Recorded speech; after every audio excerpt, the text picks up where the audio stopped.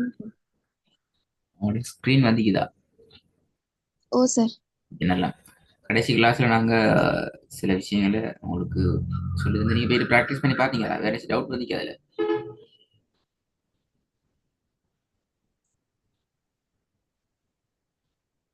போய் பார்த்தேன் சார். ம். பார்த்ததுக்கு சார். பார்த்ததுக்கு என்ன சரி விஷயங்கள் இருக்குதா? இல்ல சார்.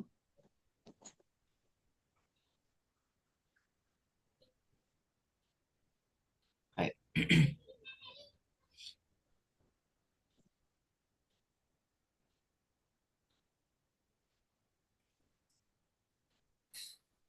இப்ப நாங்க அன்றைக்கு இன்னும் ஒரு புதிய சாப்டர் நோக்கி நாங்க வரோம். நான் சொன்னேன் உங்களோட ஓதுறதுக்கு முன்னால சில விஷயங்கள் தேவைன்ற வகையில இன்றைக்கும் நாங்க அப்படியான சில விஷயங்களை பார்த்துட்டு இன்னைக்கு நாங்க ஓதுறதுக்கும் ஃபீல்டுக்கு நாங்க போய்த்திடுவோம்.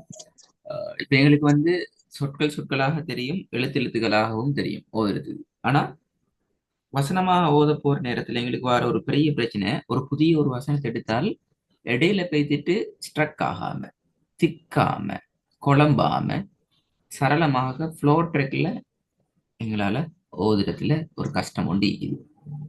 அந்த கஷ்டத்தை எப்படி இல்லாம ஆக்குற ஒரு வசனம் ஒன்றை புதிதாக நாங்க பார்த்தாலும் அதை நாங்க ஒரு கன்ஃபியூஸ் இல்லாமல் திக்காம எப்படி அந்த வசனங்களை நாங்க ஓதிக்கொள்றது என்கிறது எங்களுக்கு முன்னால் இருக்கிற அடுத்த முக்கியமான சேலஞ்ச். என்னால் திக்கிறதுங்கிறது எங்களோட ஓதல் இருக்கிற வீக் பாயிண்ட் தான் காட்டும்.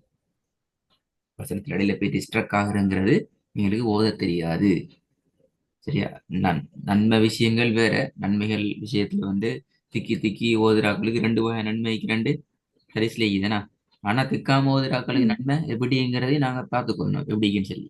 அவன் என்ன எந்த அந்தஸ்துல உள்ளாக்கள் எந்த அர்ஜத்துல உள்ளாக்கள் திக்காம ஓதுறாக்கள் சரளமாக ஓதக்கூடியவர்கள் என்பதை நாங்க பார்க்கலாம். ஆக அந்த திக்காம எப்படி நாங்க ஓதுறது அதற்குரிய பிராக்டிஸை நாங்க எப்படி எடுத்துக்கொள்றது என்கிறதான் இன்றைய பாடத்துல முதல் பகுதி. ஆகவே இது ஒரு நீங்க கவனமாக பிராக்டிஸ் பண்ற நேரம் உங்களுக்கு இது தேவைப்பட்ட பகுதியாக பெரும்பாலும் மிக்க சான்ஸ் இருக்குது. உண்மையில எங்களோட குருவான போதிரத்துல ரெண்டு வகையான உறுப்புகள் ஒர்க் பண்ணும். ஒன்று கண், ரெண்டாவது வாய். கண்ணால பார்த்து கொண்டு மாத்திரம் வாயை மூடிக்கொண்டு ஓத முடியாது. வாயால ஓதிக்கொண்டு மாத்திரம் கண்ணை மூடிக்கொண்டு ஓதி மேலாது. கண் பார்க்கணும், எங்களோட வாய் அதை பிராக்டிஸ் பண்ணணும். அப்பதான் புதிதாக பார்க்கிற ஒரு வசனத்தையும் எங்களுக்கு சரியாக ஓதலாம். திடீரென்று எங்களுக்கு கண் வேறொரு இடத்தை பார்த்தா கூட எங்களுக்கு கடலை போயிட்டு என்ன செய்வோம், குழம்பிடுவோம். இப்ப நீங்க குர்ஆனை ஓதி கொண்டு வாரீங்க, எழுத்தை பார்த்து கொண்டே இருக்கீங்க, திடீர்னு உங்களுக்கு ஒரு ஏதோ ஒரு சின்ன இன்சிடென்ட் நடந்து உங்களோட கண் பார்வையிட பகுதி குறிப்பிட்ட அந்த எழுத்திலிருந்து வெளியாயிடுச்சு. ரோட்டுக்கோ அல்லது மோட்டுக்கோ காட்டுக்கோ ஜஸ்ட் நீங்க வெளியால பார்த்துட்டீங்க. அப்படின்னா என்ன நடக்கும்? அந்த ஓதல் அதில் ஸ்டாப் ஆகும். ஏன்னா அடுத்தது உங்களுக்கு என்னன்னு தெரியாது. சரி, இது எங்கட ஓதல்லே மேய்க்குது. இப்ப நாங்க இது சடன்லியா வெளியால அவுட் சைட்ல பாக்குற நேரத்துல தான் எங்கட ஓதல் குழம்புறத நாங்க ஃபீல் பண்றோம், ரியாக்ட் பண்றோம். நடக்குது, ஓகே இப்படி ஒன்று ஆகுதுங்கிறத நாங்க ரியாக்ட் பண்றோம். ஆனா எங்கட குர்ஆனுக்குள்ளேயே இது நடக்கக்கூடிய இடங்கள் கூடுதலாகி நாங்க குர்ஆனை தான் பாக்குறோம், உன்னிப்பா தான் பாக்குறோம், உன்னிப்பா தான் பார்த்து ஓதுறோம். இருந்தாலும் எங்கட ஓதல்ல எங்கட பார்வை சில போது செய்கின்ற திருட்டுத்தனமான சில வேலைகள் எங்களோட ஓதல்ல சரளமாக ஓதுகின்றத திக்காம ஓதுறத இல்லாமல் ஆக்கும். நாங்க அதை பார்ப்போம்.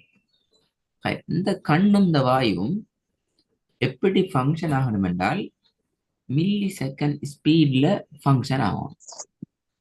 நல்லா கவனமா கேட்டுக்கிறோம். ஒரு எழுத்தை நீங்க பார்க்குறீங்க என்றால் அடுத்த மில்லி செகண்ட் அந்த எழுத்தை நீங்க பிராக்டிஸ் பண்ணணும், வாயால உச்சரிக்கணும். உங்களோட வாய் அந்த எழுத்தை உச்சரிக்கிற டைம்ல நீங்க என்ன செய்யணும்? அதுக்கு அடுத்த எழுத்தை பாத்திக்கணும். இப்படி ஒரு சைனிங் மெத்தட்ல சங்கிலி தொடர்ல எங்களோட கண் பார்வையும் வாயினுடைய ஸ்டைலும் ஃபங்க்ஷன் ஆகணும். இதுக்கு நாங்க சொல்லுவோம் கண்ணால ரீட் பண்றதும் வாயால ரீட் பண்றதும், ஐ கான்டாக்ட்ல நாங்க ரீட் பண்றதும், ஓரல் மூலமாக நாங்க ரீட் பண்ணி கொண்டு போறதும். அப்ப முன்னாடி கண் கொஞ்சம் போகணும். அது தொடர்ந்து ஃபாலோ அப்ல வாயும் ப்ராக்டிஸ் பண்ணிக்கொண்டே போகணும். சரி, இப்ப நான் இதுல உதாரணம் ஒன்று காட்டி சொல்றேன் பாருங்க எப்படி என்று. இப்ப இந்த வசனத்தை எடுக்கும்.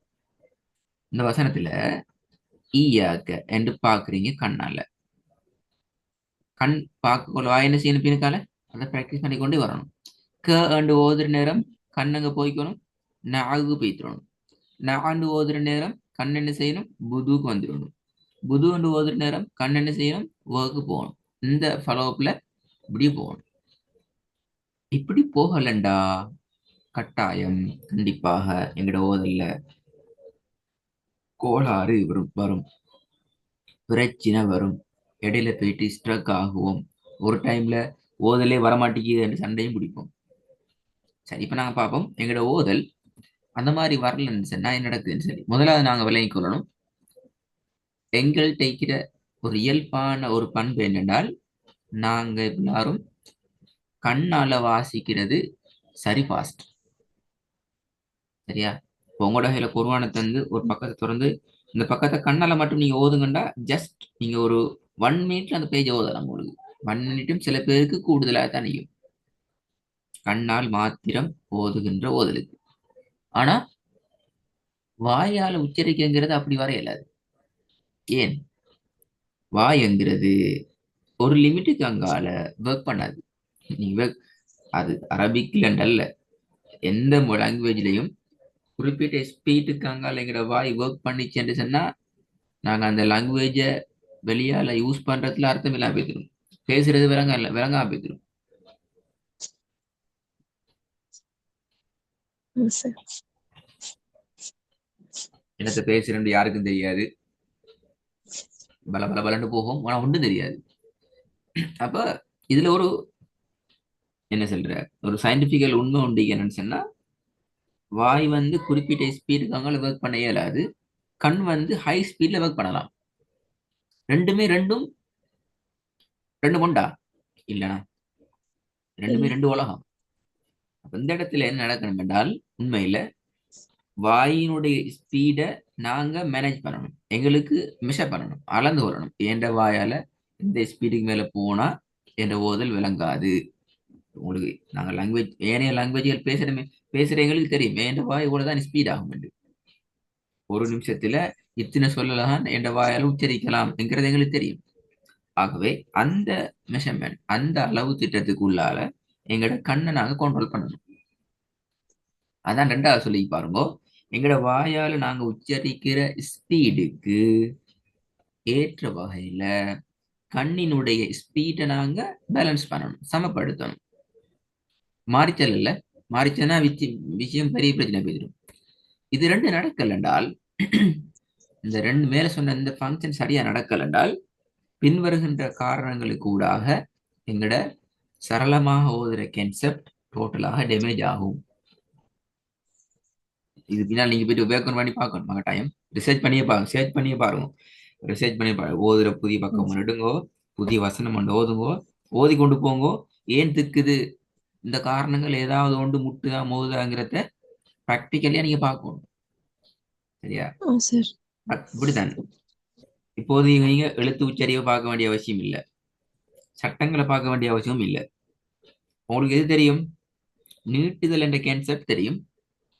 ஒரு வசனத்துல பேசி இடையிலேயே வசனத்துல லாஸ்ட்ல எப்படி ஸ்டாப் பண்ணணும் என்று தெரியும். சரிதானே? இந்த ரெண்டு பேசிக் பாயிண்டையும் வச்சுக்கொண்டு நீங்க உங்களோட ஃப்ரீடமாகவே நீங்க பேசிட்டு ஓதி ப்ராக்டிஸ் பண்ணலாம். மனத்துக்கு இயலாது. மூணா கான்செப்ட் திக்காது. மூணு பாயிண்ட் தான். ஒன்று நீட்டுதல். நாங்க ஏன் நீட்டுதல் படிச்சோம்? எனதுக்கு தேவை எங்கட டோன், எங்கட ராகம், எங்கட ரிலாக்ஸ். ராகம்ங்கிறது எங்கட ரிலாக்ஸ் தான். அடுத்த எழுத்து இப்போ உதாரணத்துக்கு நீட்டு நேரம் அடுத்த எழுத்துக்குங்கிறத நாங்க மேனேஜ் பண்ணிக்கொள்ளலாம், ஃப்ரெஷ் பண்ணிக்கொள்ளலாம், ரீஃப்ரெஷ் பண்ணி எடுத்துக்கொள்ளலாம். யோசிச்சு பாருங்க, எந்த ஒன்றுமே நீட்டு தந்து இல்லாட்டி நடக்கும்? எந்த ஒன்று நீட்டு இல்லாது, ராகம் வராது முதலாவது விஷயம். ரெண்டாவது, எங்களுக்கு அப்படி ஓதே இல்லாது, ஏன்னா டென்ஷன் ஆகும். அடுத்த எழுத்து என்ன தெரியா அவ்வளவு ஃபாஸ்டா நாங்க இப்ப இவ்வளவுக்கு நீட்டுறதுக்கு தந்து கால அவகாசம் தந்தே எங்களால எங்களை கண்ட்ரோல் பண்ண இயலாம பிழை விடுறதுக்கான சந்தர்ப்பங்கள் கூடுதலாகி, பிழைன்னு சொல்றதை விட இடையில பேதிரி முட்டி மோதி ஸ்ட்ரக் ஆகிற இடங்கள் கூடுதலாகி. அப்படி இருக்க நீட்டவே முடியாது என்று சொன்னால் திக்கிறது, முக்கிறது, கொன்றது, போயிட்டு இடையில முட்டி மோதுறது எல்லாம் அதிகரிக்கும், கூடுதலா வரும். சரி, இப்ப வாங்க என்னென்ன காரணங்கள் இருக்குன்னு பார்ப்போம். முதலாவது சொல்றாங்க, ரெண்டும் ஒன்றை ஒன்று முந்துதல். இது கண்ணுக்கு முன்னுக்கு வாய் அவசரப்படுறது. இது நடக்கிறதுக்கான சான்ஸ் ரொம்ப குறைவு. ஏண்டா கண் பார்க்கல, அது அர்த்தம் என்னடா கண் கொஞ்சம் டிலே ஆகுது. அதான் அர்த்தம் அதுனா, வாய் ஓ fast சார். ஆயிடுது, கண் டிலே ஆகுது. கண் எப்படி டிலே ஆகும்? சடன்லியா ஒரு பக்கத்துல ஒரு இது வார நேரம், அங்கல பாக்குற நேரம், இங்கல பாக்குற நேரம், எங்களை நாங்க கொஞ்சம் தயார் நிலையில வச்சு கொண்டு ஓதாத சந்தர்ப்பங்கள்ல கண் டிலே ஆகும். கண் டிலே ஆகினால் அடுத்தெழுத்து என்னன்றே தெரியாம தான் எங்களோட வாய் உச்சரிக்க போகுது. சில பேர் ஓதிரத்தை பார்த்தா பார்க்கறதுல விலங்கு இருக்கு. அவங்களோட மூச்சு முட்டி நிப்பாட்ட போற நேரத்துல என்ன செய்வாங்க தெரியுமா? அவங்களுக்கு வாயில வார சொல்லிட்டு போயிடுவாங்க. உதாரணத்துக்கு ஒரு ரசூல் எண்டிக்கும் ரசூலு எண்டிக்கும் இவர் என்ன செய்வாரு? ரசூல் எண்ணி பாட்டி வச்சிருவாரு, அல்லது ரசூல என்று வச்சிருவாரு. ஏன்? அவர் அதை பார்க்கல, பார்க்கறதுக்கான காலாவாசம் கூடுபடல. வாய் அந்த இடத்துல அவரை விட முந்தி விடுறதாக பேசும். இது முதலாவது. இரண்டாவது, ரெண்டுக்கும் இடையில கெப் கூடுதல். ஈயாக்க என்று ஓதுறோம், ஈயாக்க என்று ஓதுறோம் வாயால. கண் என்ன செய்தென்றால் இவ்வளோத்தையும் தாண்டி இங்க வந்துட்டார், அவரை ஸ்பீடுக்கு அவர் வந்துட்டாரு. அப்படி என்றால் நீ ஓதுற புதிய வசனம் மாத்திர இவ்வளவு பகுதியும் உங்களுக்கு ஞாபகத்திலே மிக்காது, உங்களோட வாய் எதை ப்ராக்டிஸ் பண்ணவும் தயாராகிக்காது. என்ன செய்வீங்க?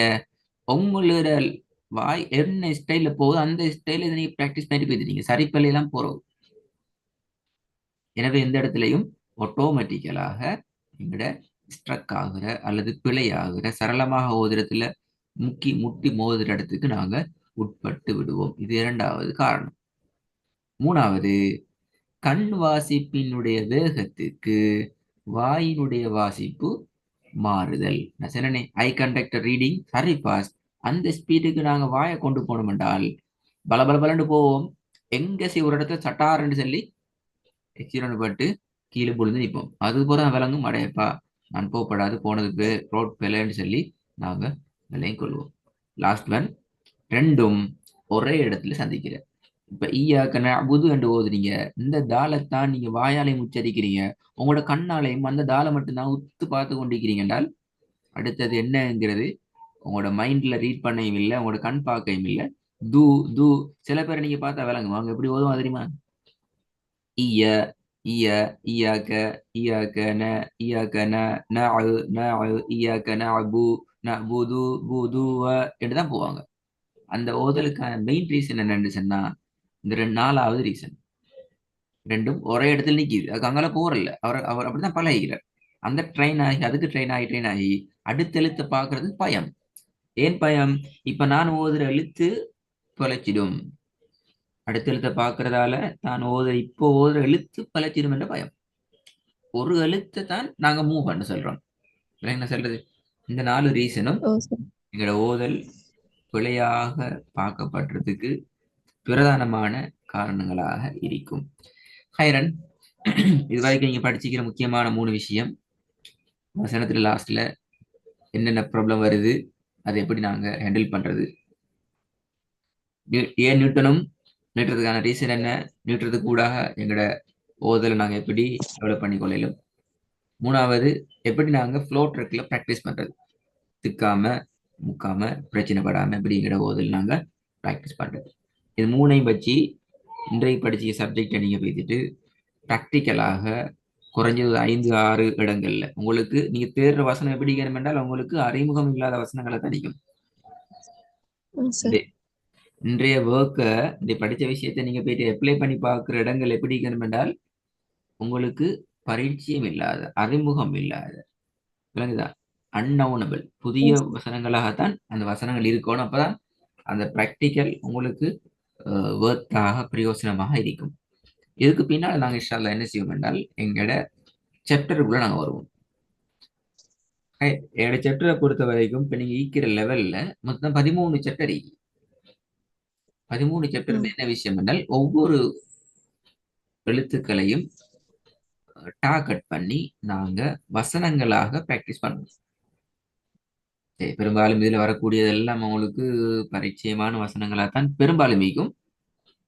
போக போக போக சில செல்ற டொப் டொப்புக்கு போக வேண்டி வரும். சில அட்வான்ஸான பல கிரிட்டிக்கலான வசனங்கள்லாம் பின்னாடி வரும். எல்லாம் குறவான வசனம் தானே, நான் வெளியால ஒன்றும் இல்லை, நாங்க உருவாக்கி இல்லை, எல்லாமே குறவானுடைய வசனங்கள் தான். அதிலிருந்து நாங்க அந்த சிலபஸ் ப்ரிப்பேர் பண்ணிக்கிறோம். இன்ஷா அல்லாஹ் அந்த பாடத்தை ஆரம்பிக்கிறதுக்கு முன்னால உங்களுக்கு இன்றைக்கு தரப்பட்டிருக்கிற ஒர்க்கை நீங்க கொஞ்சம் பேசிட்டு பார்த்து செஞ்சுட்டு வாங்க. அடுத்த பாடம் இன்ஷா அல்லாஹ் இதுலேருந்து ஸ்டார்ட் ஆகுமா? சரி எனக்கு சார். டவுட் ஆகி அண்டை படிச்சதுல கேட்டதுல இது முக்கியமான பாடம் என்ற வேறு திருப்பி கேட்கிறேன். இல்ல சார், பிராக்டிஸ் தான் பண்ணி பார்க்கணும் சார். ஓகே, நல்லா. ம்.